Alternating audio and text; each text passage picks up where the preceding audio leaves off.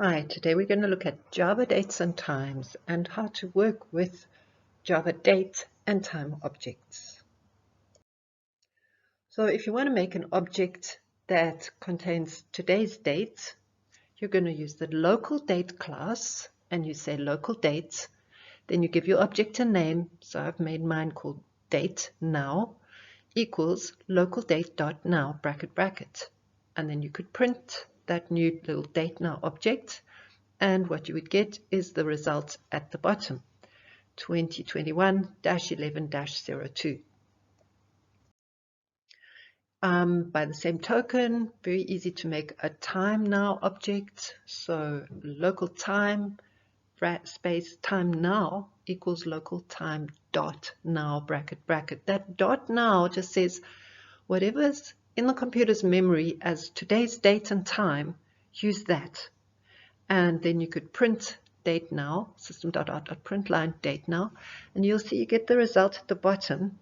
So you get the hours, that's in 24-hour format, 1400, then 03 minutes, 02 seconds, and the last part, that is the nanoseconds. Remember, nanoseconds is 10 to the minus 9 seconds, so very, very accurate.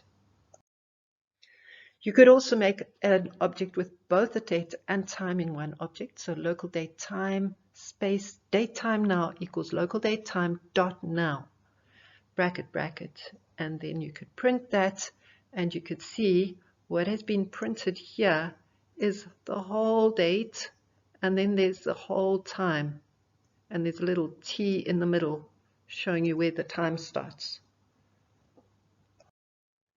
And then if you want to extract different parts of the date or the time, you can use accessor methods that have been provided for you. There are lots of get methods in local date. It's get year, get month, get day of month. There are others as well that you can go look up. In the local time class, there's get hour, get minute, get second, get nano. And remember that all of these methods work with the local date time object too. So if you want to create a local date object, but you don't want to make it for dot now, you want to make it for a particular year, month, and day. You can say local date, say give it a name D1 equals local date dot of. And in the brackets, you must put 3 parameters, first the year, then the month, then the day, all as integers. And then if you print it, so say for example, I made one with the 2021 11/2. When you print it, you get that at the bottom. And then if you made a local time object, local time dot of 14,9,0 and print it, you'll get 14:09. You can also create a local date object but using a string. So here I've inputted a string, a date.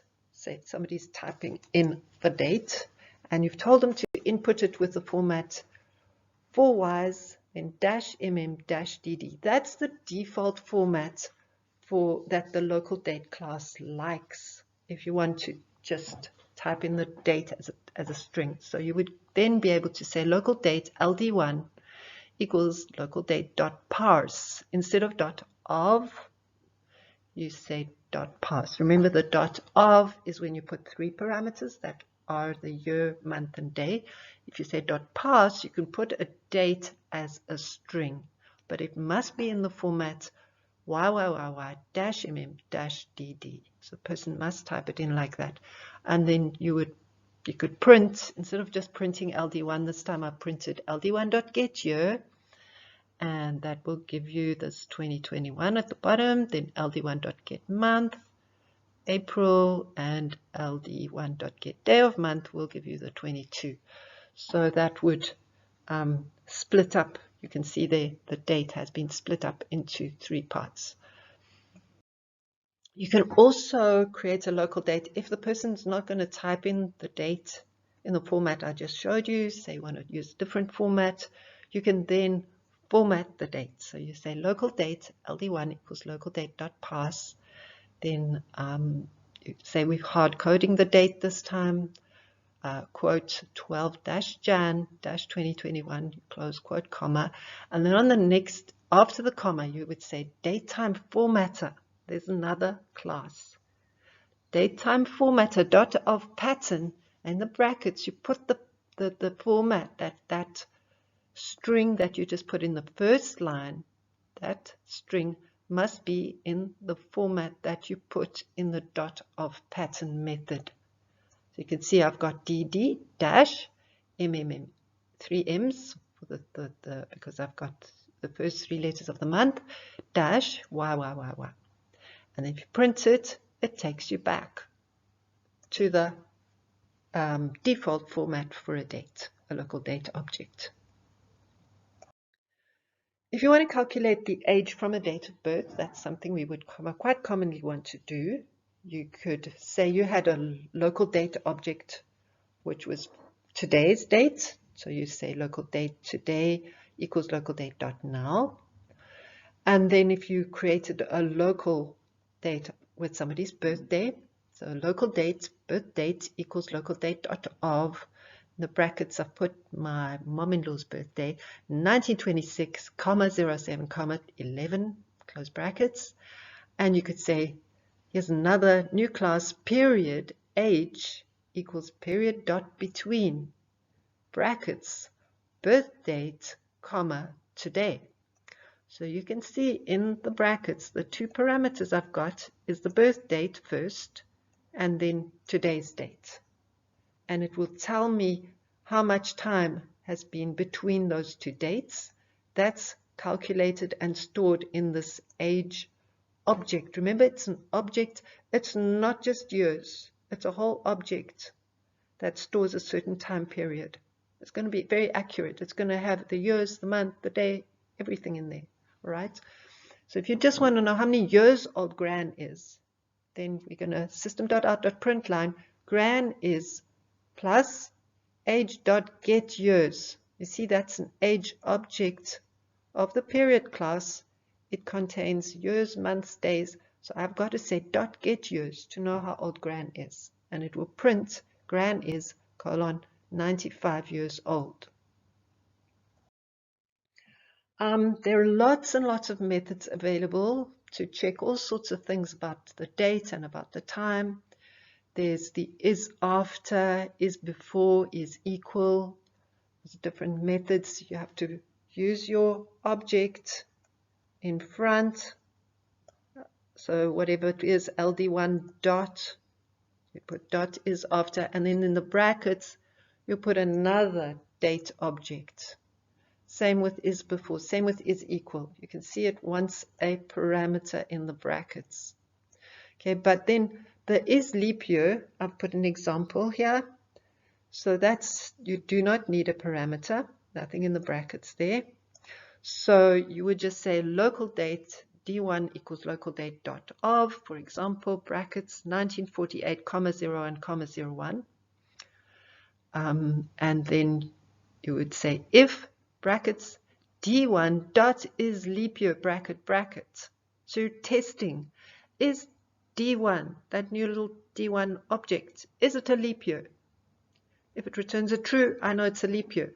Then I'm going to print it's a leap year. If it returns a false, I'm not doing anything. So I ran that and I got it's a leap year. And then there are lots of methods to change the date. You can go plus days, plus months, plus weeks, plus years. Okay, and in the brackets you would put a long integer, just a number of how many days or months or weeks or years you want to add to the date. And there are also all these exist as minus methods too, so you can subtract days or months or weeks or years from the date as well. And then there are lots of methods to change the time. There's plus hours, plus minutes, plus nanos, plus seconds, and also lots of minus methods, just the same, that allow you to work with the time. And here's an example. Say we wanted to add 3 minutes to a time object. Or, yeah, we could do it different ways. But anyway, say we've got 2 time objects. We've got local time T1 equals local time dot of 0000, comma 00.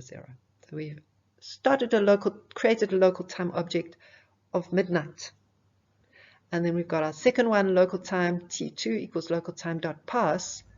And this time we put a string, quote, 00 colon 03 colon 00, close quote, and we're going to add the second time object to the first time object. So we'll say T1 equals T1 dot plus minutes. Then in the brackets, our parameter is T2 dot get minute. We can't just say T2. We have to say T2 dot get minute because we want to only add the minutes of T2 to T1. And if we print T1 again, we'll get 00 colon 03. So here's a quick summary of all the classes we've just looked at. There's the local date to create a date object, local time to create a time object, local date time to create an object with both a date and a time, date time formatter, that's to help create objects with strings containing dates in a different format. Okay, it's to change the format of a string, a date that's in a string. And then period is a class to work out the time between two dates. Here's a summary of all the methods we've looked at. The .now method, which you can use for local date or local time or local date time. Then all the get methods, the ones for local date are get year, get month, get day of month, and then more. The local time methods, get hour, get minute, get second, get nano. Then to create new local date objects, there's LocalDate.of, where you put 3 parameters. There's LocalDate.parse, where you put a string as the date. Remember, it must be in the correct format. LocalDate.parse, and here you've got your date, comma, date time formatted .of pattern, and you put the right pattern there that must match your string over there. Then the period class to allow you to work out the time between two dates. Period age equals period dot between birth date, comma, today. Then all the plus methods that can be used in local date or local time, and the minus methods. Right, and then last of all, my tip to you is go and use the Java API documentation, because it's going to be tricky for you to remember all of these methods. You must remember that they're available. You must remember what 5 classes we've spoken about today. But from there on, you're welcome to use the Java API documentation. It's there to help you. So look up the class in the Java API documentation. It's easy to find. You just Google Java API, and for example, local date is the class you're working with today. Go Google that, and then you'll land up on the Java API local date documentation. It'll look, you might find it a little bit impressive and complicated, but if you just keep scrolling, you will find the method that you need to work with to do whatever task you need to do on your date or your time object. And that's a really useful thing to do. Thank you, and please like and subscribe, and I hope today's video helped you. Bye.